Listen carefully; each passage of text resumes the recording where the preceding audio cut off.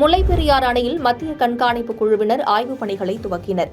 தமிழகத்தின் தேனி, மதுரை, திண்டுக்கல், சிவகங்கை மற்றும் ராமநாதபுரம் ஆகிய 5 மாவட்டங்களின் நீராதாரமாக திகழ்வது முல்லைப்பெரியாறு அணை. இந்த முல்லைப்பெரியாறு அணையை கண்காணித்து பராமரிக்க கடந்த 2014இல் 3 பேர் கொண்ட கண்காணிப்பு குழுவை உச்சநீதிமன்றம் நியமித்தது. இக்குழு கடந்த ஆண்டு மார்ச் 27இல் பெரியாறு அணையை ஆய்வு செய்தனர்.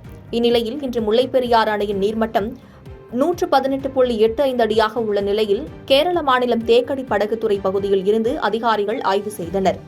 இதையடுத்து முல்லைப்பெரியாறு அணையில் பருவநிலை மாற்றத்தை ஒட்டி செய்ய வேண்டிய வழக்கப் பணிகள் குறித்தும் மெயின் அணை, பேபி அணை, ஷட்டர் பகுதி, கேலரி பகுதி, வல்லக்கடவு பாதை உள்ளிட்டவற்றை கண்காணிப்பு குழுவினர் இன்று ஆய்வு செய்து வருகின்றனர். பாதகம் செய்பவரை கண்டால் நாம் பயங்கொள்ளலாகாது பாப்பா. மோதி மிதித்து விடு பாப்பா, அவர் முகத்தில் உமிழ்ந்து விடு பாப்பா.